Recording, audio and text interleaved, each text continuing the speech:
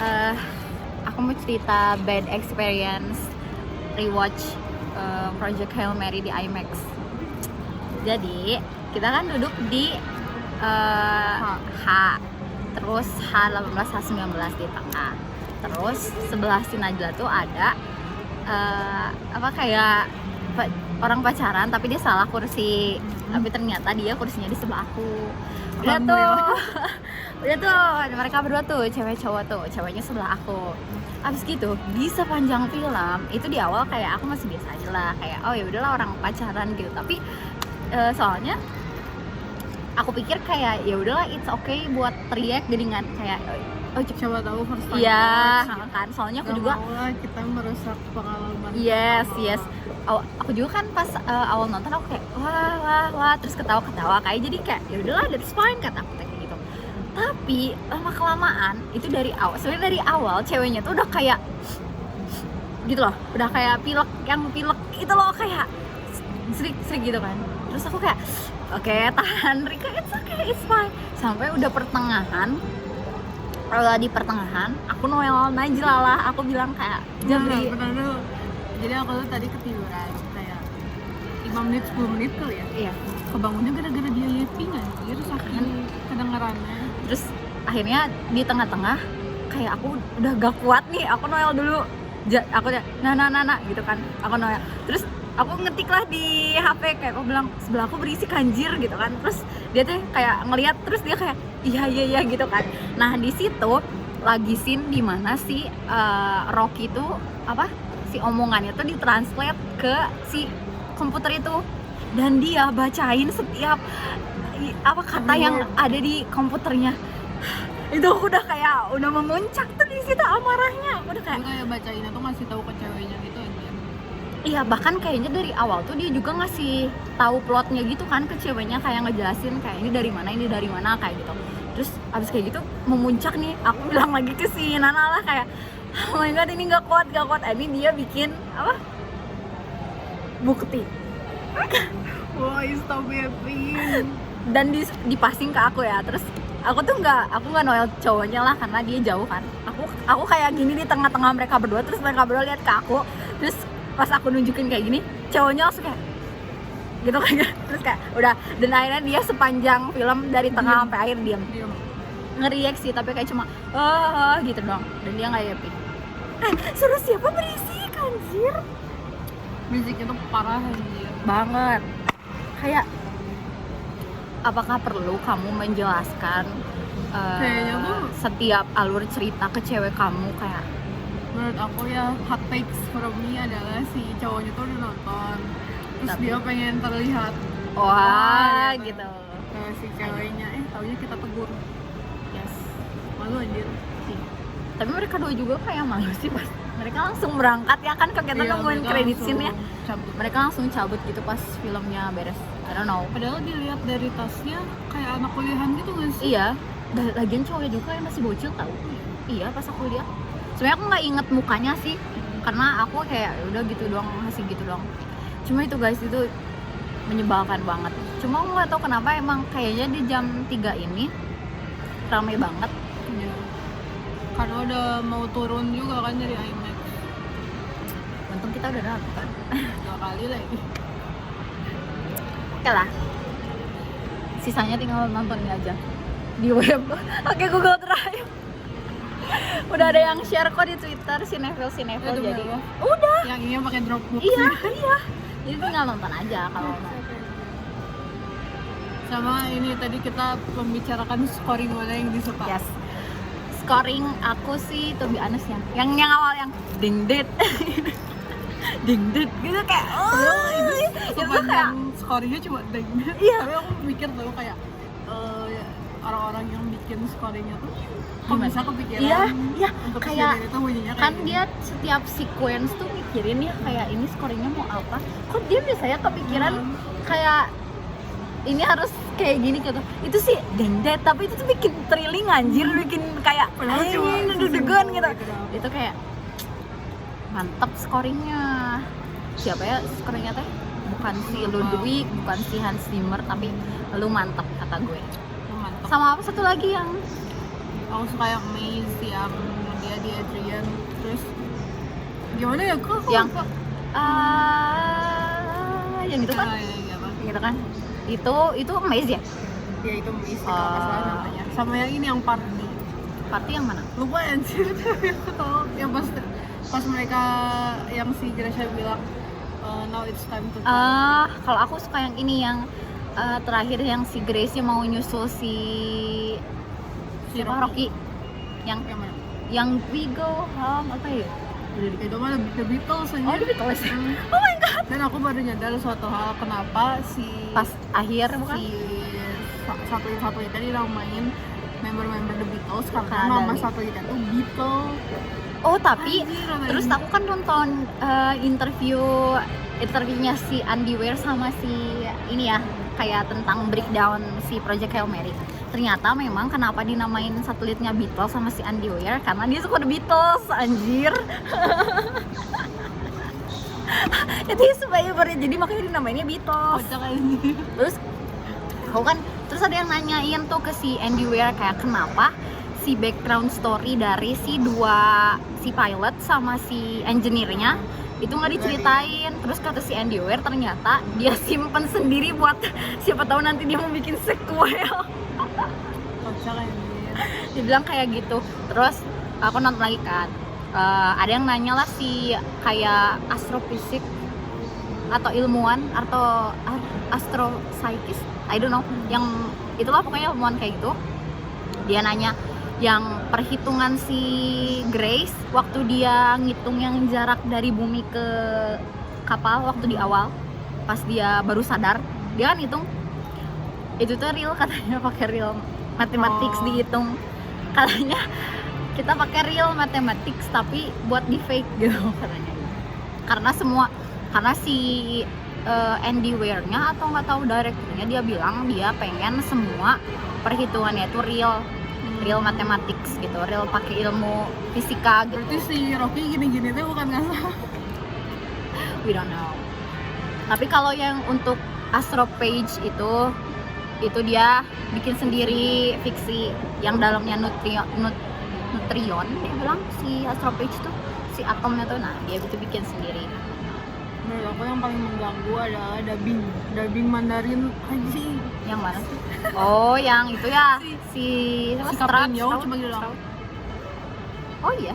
Iya, kamu Enggak. Jadi temen aku juga nggak tahu, kayak kan aku bilang kayak satu hal yang paling mengganggu di film ini kan dubbingnya gitu kan. Tapi itu apa translate-nya? Pokoknya si Kapten Yao-nya nanya kayak kenapa dia ngomong ke lu tuh seolah-olah lu pada tuh bocah gitu. Sampai si Sandra Hulunya kan juga lu kebiasa kayak gitu. Oke. Bener-bener cuma Aku nggak tahu dengan hal itu. Thanks for letting me know. Terus still good guys, cuma ya itu aja bad impressionnya. Aku sangat sama aku bingung kenapa si Rocky bisa ngerti bahasanya si itulah fiksinya guys. Namanya juga science fiction, itulah fiksinya. Kenapa si Rocky bisa ngerti itu? Iya, itulah fiksinya teman-teman. Itulah plot hole-nya di Iya. situ. Dan kayak nggak diceritain juga sih kenapa si Grace tiba-tiba bisa jago ngoperasi kapal. Oh iya ya bener. Kan cuma kayak di awal doang diliatin dia nyoba-nyoba, terus udah kan tiba-tiba dia diajarin si Rocky terus tiba-tiba jago. Iya bener. Soalnya kan kayak Padahal dia cuma ngoprek-ngoprek doang. spaceship itu tuh gelo gitu loh, maksudnya kayak banyak banget gak bisa yang dalam waktu singkat menurut saya mah. Dan dia bilang I'm not an astronaut, aku gak pernah latihan, aku gak pernah tahu gimana training astronot. Dia bilang gak pernah kayak gitu, terus tiba-tiba dia bisa mengendarai kapal yang sebesar itu. Iya, Kalau dengan bantuan Rocky dong, tapi kan itu teorinya, itu teori. Yang menjalankan kan tetap si Grace, dan bisa exact di pas nangkep si yang ke planet si Adriannya pas gitu kan. Itu keren. sama aku suka banget scene lepasin mayat. Anjir itu bagus banget demi Allah. Aku makanya langsung ngatur ke kamu, kan kamu pernah ngomong kamu suka scene itu langsung kan. Lepasin mayat, terus kayak pas yang rambutnya Iya, aku tahu. gitu-gitu. Iya, iya. Anjir itu kayak satisfied. Itu sedih sih. Parah. Aku suka scene yang Grace pertama kali nemuin si Rocky yang muter gitu kamera movementnya, ngikutin si apa arah si Grace-nya gini tah. Ini tuh yang aku record. Tapi dia tuh banyak pakai teknik yang ngikutin, misalnya si Grace gini dia pasti ngikutin. Iya ya. Dari awal kan handheld gitu kan. Terus itu sih scene ikoniknya. Tapi kayak motornya tuh nggak pernah full gitu, tau, pasti cuma sampai segini Setengah. doang sudah. Iya. Karena susah kali dia. We don't know. Tapi itu bagus sih.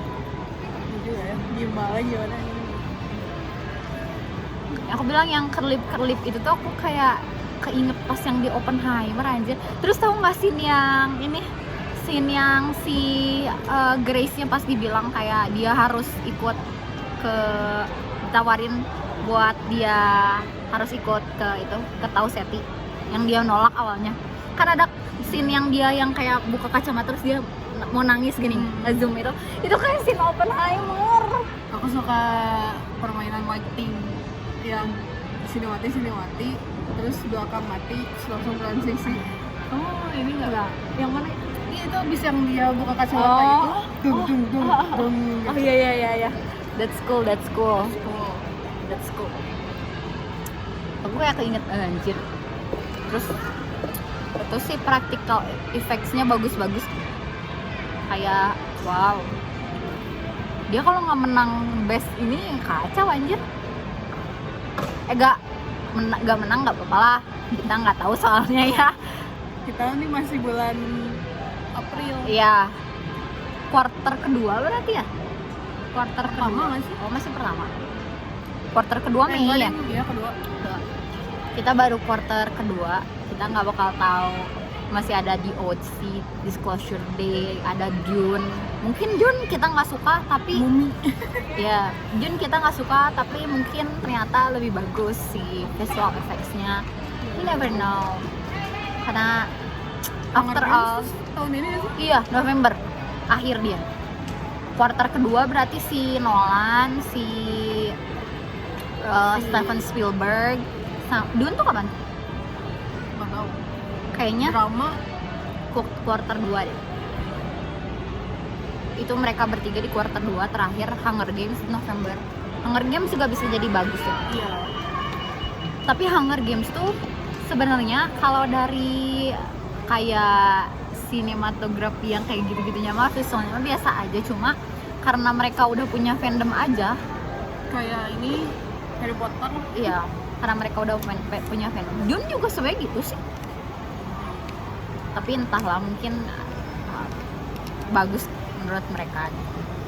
Itulah seru guys.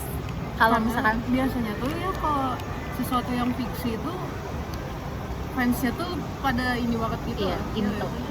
Contohnya kita terus nggak Ya, sih iya. kita Tapi nggak nggak tahu se cuma kita selalu ngomongin itu sih all the time. Pokoknya guys ya, kalau kalian punya uang nonton IMAX, kalau misalkan punya uang tapi IMAX nggak ada di daerah kalian, nontonnya 4DX atau Screen X. Kalau misalkan nggak ada uang, nggak bisa, ya udah nonton biasa aja, tapi harus Dolby Atmos.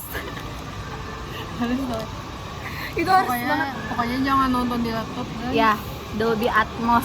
Kalau misalkan ya udah nggak punya uang biasa aja, ya udah nggak apa-apa, nggak usah Dolby Atmos, nonton biasa aja. Cinema. Pokoknya harus di cinema. Sayang aja, nggak apa-apa lu di laptop juga sebenarnya, coba kayak to experience it for the first time dari laptop tuh, aduh gitu. Iya, sayang sih film sebagus itu. Terus pokoknya kalau kalian merasa kalian nggak punya tontonan, sekarang ambil kantong kalian, pergi ke bioskop terdekat, cari Project Hail Mary sebelum itu hilang. Iya, bentar lagi hilang. Di luar tuh udah mau hilang tau, karena dia udah Karena udah lama. 1 bulan. Di kita tuh baru kemana ya? Anjir. Kalau di sana tuh dari sebelum lebaran juga udah. tayang. Tapi masih ada yang running gitu guys. Dan aduh, kalau misalkan ada IMAX yang lebih gede dari ini, kita harus coba IMAX Kalau Gancit kita sih, ke Jakarta hanya untuk nonton I don't know di menuju Odyssey. tangga Cinewheel. Kamu Terus nonton kalau- The Mummy, kamu mau nonton? Tertarik sih karena yang ini Weapons kan Iya. tertarik. Siapa ya? karena Nama sutradaranya tuh Lee Kwon-in. nggak tahu namanya. I don't know, tapi aku nggak bakal nonton, udah jelas, karena itu ada gore, ada horor dan thriller, dan itu Kamu Weapons nonton? nggak, aku nggak pernah nonton yang kayak gitu btw. Aku tidak pernah nonton film horor kecuali Evil Dead Rise, itu yang pertama. Evil Dead Rise, Conjuring, horor sih. Insidious aku nonton 3 itu. Sisanya aku nggak. Amazing. Menurut aku tuh sekarang horor udah nggak ada yang serem Kehidupan kita lebih serem. ya. Gak ada yang Yang mempan. aku akuin serem tuh itu si Evil Dead Rise. Itu serem sih, apalagi Kayak yang anjir nyokap lu poses. iya, Gila, anjir. itu yang scene gergaji, tahu gak yang paling akhir?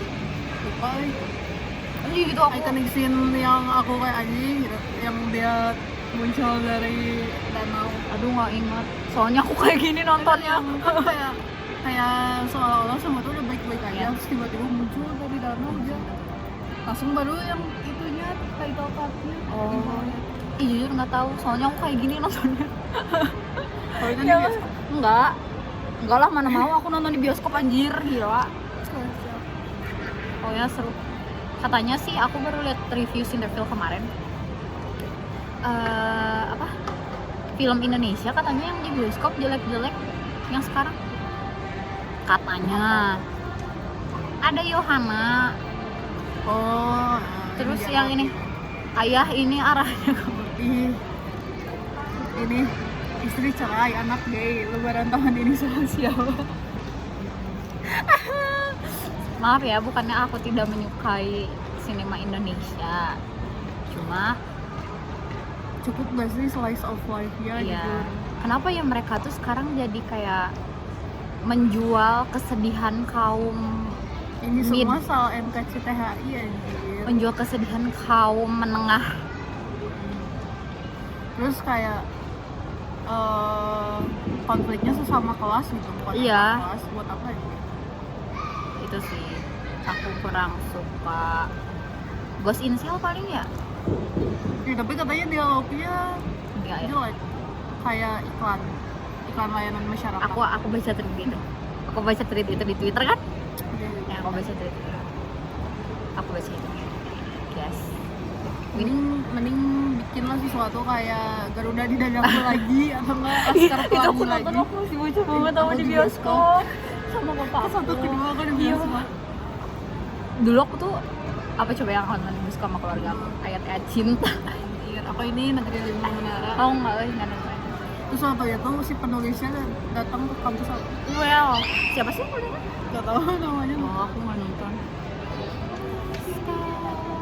Sama ini aku yang jendela Rumah Tanpa Jendela. Oh, tahu. Oh, sama dulu tuh aku inget pas Twilight tayang. Terus kan aku tuh pengen nonton ya, cowok kan gak boleh rated gitu kan, jadinya nonton Planet 51. Sedih.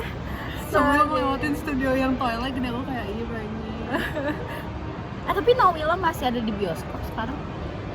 Bagus lah. Kayaknya itu bisa jadi opsi. Kemarin aku back to back nonton ini science fiction film. Iya. Aku tiap refresh Letterboxd pasti ada dia habis ngelog. Terus sama aku filmnya dimasukin ke watchlist. Yang Solaris itu kamu harus nonton ya kayaknya. Yang kamu 4,5. Iya, cuma aku suka karena dia kayak psychological science fiction gitu loh. Dan itu jarang aku temuin gitu di film-film.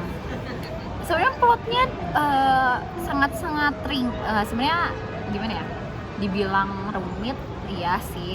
Dan cuma tapi kayaknya aku nggak tahu kamu bakal suka apa enggak karena itu diem di satu tempat. Ada nggak sih film sebelumnya? Ada yang kamu ngomong ke aku. Apa ya? Aku lupa. Aku juga langsung kayak keinget ada tapi aku lupa. diem di satu tempat itu.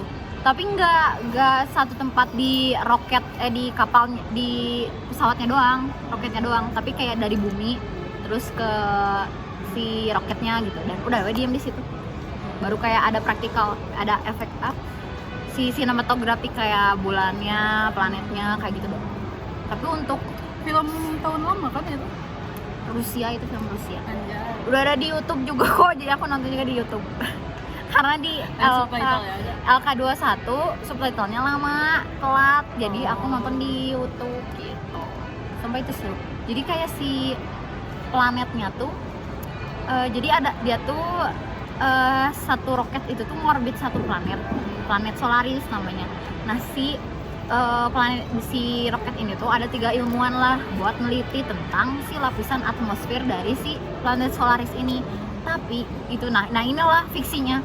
Ternyata pas si ilmuwan itu nembakin X-ray ke si planet Solaris itu, feedbacknya dari planet itu, si planet itu bisa bikin kayak matriks, kayak duplikat dari alam bawah sadar kita. Jadi si duplikatnya itu diciptain dari ketika kamu mimpi, misalkan kamu tidur nih, jadi si cowok itu mimpi.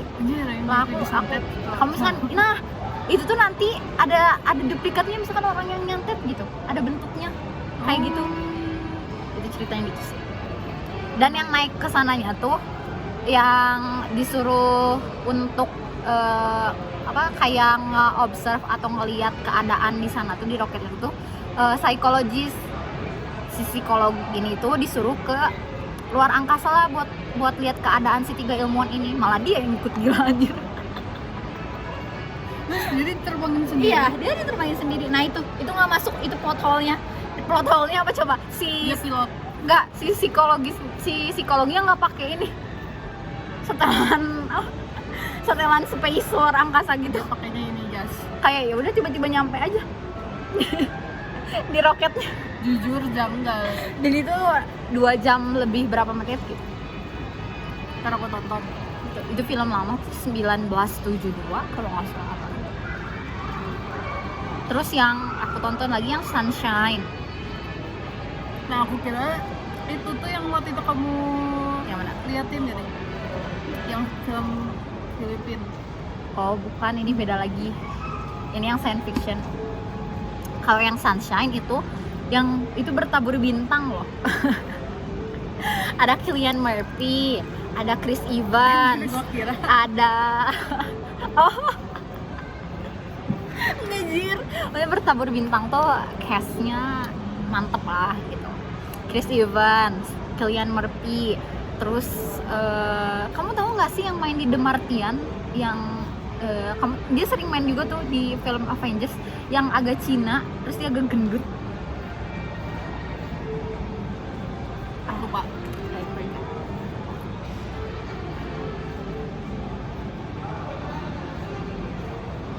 Ini kamu mau ini? Jangan.